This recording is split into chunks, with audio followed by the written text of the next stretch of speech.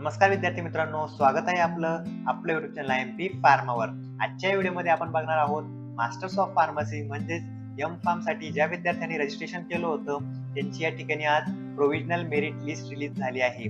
तर ही merit list कुठे बघायची, त्यानंतर या मेरिट लिस्ट मध्ये असे कोणकोणते पॉइंट्स आहे जे आपण चेक केले पाहिजे, जर आपल्या डिटेल्स मध्ये काही चेंज असेल ते जर करेक्ट करायचं असेल ते कुठे करेक्ट करायचे आणि ते करेक्ट करण्यासाठी आपला किती वेळ दिला आहे, कॅप राऊंड साठी समोर कोणकोणत्या स्टेप्स आहेत, हे सगळं आपण आज या व्हिडिओमध्ये बघणार आहोत. चला वेळ न वाया घालवता व्हिडिओला सुरुवात करूया. सगळ्यात पहिले आपल्याला काय करायचंय, कोणत्याही एका ब्राउझर जाऊन सीईटी सेल टाईप करून घ्यायचंय. नंतर आपल्या समोर जी पहिली वेबसाईट येईल तर आपल्याला क्लिक करायचंय. त्यानंतर या ठिकाणी आपण राईट साईडला बघू शकतो ऍडमिशन पोर्टल अकॅडमिक इयर 2026-27 या टॅबवर आपल्याला क्लिक करून घ्यायचंय. नंतर या ठिकाणी आल्यावर आपल्याला टेक्निकल एज्युकेशन मध्ये पोस्ट ग्रॅज्युएशन कोर्सेस दिसत आहे. त्यानंतर खाली आपण बघू शकतो एम फार्म.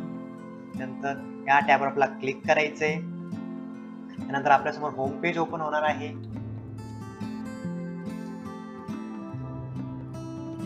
होम पेजवर आपण बघू शकतो की रजिस्ट्रेशन साठी जी आपल्याला डेट एक्सटेंड करून भेटली होती ती होती या ठिकाणी 6/8/2026. जे रजिस्ट्रेशन आहे ते या ठिकाणी क्लोज झाले आहे आणि आज या ठिकाणी प्रोव्हिजनल मेरिट लिस्ट रिलीज झाली आहे. या ठिकाणी आपण बघू शकतो प्रोव्हिजनल मेरिट लिस्ट या ठिकाणी 2 मेरिट लिस्ट लागल्या आहेत.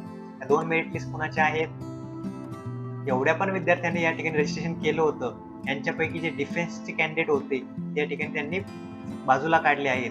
डिफेन्सच्या कॅन्डिडेटची या ठिकाणी वेगळी मेरिट लिस्ट आहे आणि उरलेल्या स्टुडंटची या ठिकाणी वेगळी मेरिट लिस्ट आहे.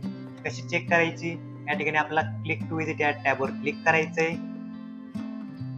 त्यानंतर आपल्यासमोर प्रोव्हिजनल मेरिट लिस्ट ओपन होणार आहे. या मेरिट लिस्ट मध्ये काही टर्म्स दिलेले आहेत आणि डिस्क्रिप्शन पण दिलेले आहेत, हे तुम्ही समजून घेऊ शकता. त्यानंतर या ठिकाणी जे डॉलरचं सिम्बॉल ज्यांच्या समोर आहे त्यांनी कास्ट व्हॅलिडिटीच्या बेसवर रजिस्ट्रेशन केलं होतं. ज्या विद्यार्थ्यांनी नॉन क्रिमिलियरच्या बेसवर रजिस्ट्रेशन केलं, नॉन क्रिमिलियरच्या रिसिप्टच्या बेसवर रजिस्ट्रेशन केलं होतं त्यांच्यासमोर या ठिकाणी हॅशटॅगचे चिन्ह येणार आहेत. आणि ज्या विद्यार्थ्यांनी प्रोफॉर्मा व्ही म्हणजेच ईडब्ल्यूएसच्या रिसिप्टवर रजिस्ट्रेशन केलं होतं त्या विद्यार्थ्यांच्या समोर @ हे साईन येणार आहेत. ही साईन तुम्हाला तुमच्या कॅटेगरी समोर दिसणार आहेत. या ठिकाणी आपण बघू शकतो SCBC आणि हॅशटॅग या विद्यार्थ्यांनी नॉन क्रिमिलियरची रिसिप्टच्या बेसवर रजिस्ट्रेशन केलं होतं. त्यानंतर या प्रोव्हिजनल मेरिट लिस्ट मध्ये आपण बघू शकतो जवळपास 13,000 विद्यार्थ्यांनी या ठिकाणी रजिस्ट्रेशनची प्रोसेस पूर्ण केली आहे. 13,074 विद्यार्थ्यांनी रजिस्ट्रेशनची प्रोसेस पूर्ण केली आहे. त्यानंतर या प्रोव्हिजनल मेरिट लिस्ट मध्ये आपल्याला काय काय चेक करायचंय, या प्रोव्हिजनल मेरिट लिस्ट मध्ये आपल्याला आपलं नेम करेक्ट आहे का हे चेक करायचंय. त्यानंतर आपले जे जीपॅटचे पर्सेंटाईल आहे ते या ठिकाणी चेक करून घ्यायचे. नंतर आपले 10वीचे आणि 12वीचे जे काही मार्क्स होते सब्जेक्ट वाईज ते या ठिकाणी बरोबर आहे का नाही हे चेक करून घ्यायचे. आणि सगळ्यात मेन म्हणजे आपली कॅटेगरी जी आपण रजिस्ट्रेशन करताना टाकली होती तीच आहे का ते आपल्या या ठिकाणी चेक करून घ्यायची. ज्या विद्यार्थ्यांची कॅटेगरी चेंज झाली असेल त्या विद्यार्थ्यांनी काय करायचंय, जर त्यांच्याकडे व्हॅलिड डॉक्युमेंट असेल तर आता आपल्याला जो ग्रीव्हन्स पिरियड दिलेला आहे 10, 11 आणि 12 या 3 दिवसासाठी आपल्याला ग्रीव्हन्स पिरियड दिला आहे. जे काही या प्रोव्हिजनल मेरिट लिस्ट मध्ये तुम्हाला वाटतं की तुमच्या डिटेल्स या ठिकाणी इनकरेक्ट आहे ते तुम्ही ग्रीव्हन्स पिरियड मध्ये तुम्ही दुरुस्त करून घेऊ शकता. ज्या विद्यार्थ्यांनी ई स्क्रुटिनी केली आहे त्यांनी त्यांच्या लॉग इन करून घ्यायची. लॉग इन वर एक ग्रीव्हन्सचं टॅब ओपन होणार आहे. त्या टॅबवर क्लिक करून त्यांनी त्यांचा ग्रीव्हन्स रेज करायचा आहे पर्टिक्युलर डॉक्युमेंटसाठी किंवा पर्टिक्युलर फील्डसाठी. जसं की तुमचे जर 12चे मार्क्स चुकले असेल तर तुम्ही या ठिकाणी पर्टिक्युलर 12च्या मार्क्ससाठी ग्रीव्हन्स रेज करू शकता. त्यानंतर ज्या विद्यार्थ्यांनी फिजिकल स्क्रुटिनी केली आहे त्या विद्यार्थ्यांनी ज्या सेंटरला त्यांनी फिजिकल स्क्रुटिनी केली त्या सेंटरला जाऊन त्यांचं ग्रीव्हन्स रेज करून त्यांच्या डिटेल्स मध्ये करेक्शन करून घ्यायचंय. बट ज्या विद्यार्थ्यांनी ई स्क्रुटिनी केली आहे त्यांनी ग्रीव्हन्स कसा रेज करायचा याचा व्हिडिओ आपल्या चॅनलवर ऑलरेडी अपलोडेड आहे, तुम्ही तो बघून घ्यायचा आहे आणि ग्रीव्हन्स रेज करायचा आहे. त्यानंतर बऱ्याच विद्यार्थ्यांचा हा क्वेश्चन होता की आमच्याकडे रजिस्ट्रेशन करता वेळेस टीसी नव्हती, आता आमच्याकडे टीसी आहे किंवा कोणतंही डॉक्युमेंट ज्या विद्यार्थ्यांनी रिसिप्टच्या बेसवर ऍडमिशन केलं होतं आता त्यांच्याकडे ते ओरिजिनल डॉक्युमेंट आलेलं आहे, ते आम्ही ग्रीव्हन्स पिरियड मध्ये अपलोड करायचंय का.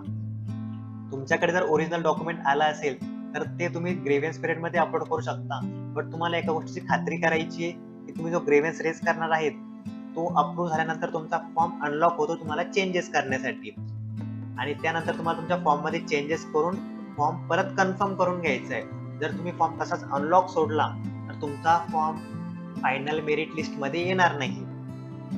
त्यानंतर ज्या विद्यार्थ्यांना टीसी बद्दल डिस्क्रिपन्सी आली होती त्या विद्यार्थ्यांनी या ठिकाणी माइंड करायचं नाही. ते डिस्क्रिपन्सी बाय डिफॉल्ट होती. जे विद्यार्थी अपलोड करणार नाही त्यांना सिस्टमनीच ती रिमार्क दिलेला आहे. सो या ठिकाणी ते माइंड करायची गरज नाहीये. सो ज्या विद्यार्थ्यांचे काही मेजर इश्यू होते जसे की मार्क्स किंवा नाव कॅटेगरी, त्या विद्यार्थ्यांनी या 3 दिवसाच्या आत ग्रीव्हन्स रेज करून त्यांचा फॉर्म परत कन्फर्म करून घ्यायचा आहे. तुमच्या फॉर्म मध्ये तुम्हाला चेंजेस करण्यासाठी हा एक लास्ट चान्स आहे. त्यानंतर फायनल मेरिट लिस्ट पब्लिश होणार आहे. फायनल मेरिट लिस्ट मध्ये तुमचं नाव जसं आहे, तुमची कॅटेगरी जी आहे त्याच बेसवर तुम्हाला कॅप राऊंड मध्ये ऍडमिशन भेटणार आहे. सो तुम्हाला जे काही चेंजेस या ठिकाणी करायचे आहेत ते या 3 दिवसाच्या आत करायचे, 10, 11 आणि 12. त्यानंतर तुम्हाला जर या ठिकाणी काही अडचणी आल्या त्या तुम्ही कमेंट मध्ये नक्की विचारा. तुम्हाला जर व्हिडिओ आवडला असेल व्हिडिओला लाईक करा, शेअर करा आणि आपल्या चॅनलला सबस्क्राईब करा. धन्यवाद. पुन्हा भेटूया एक नवीन व्हिडिओमध्ये अशाच नवनवीन आणि ऑफिशियल अपडेटसह. तोपर्यंत काळजी घ्या. जय हिंद.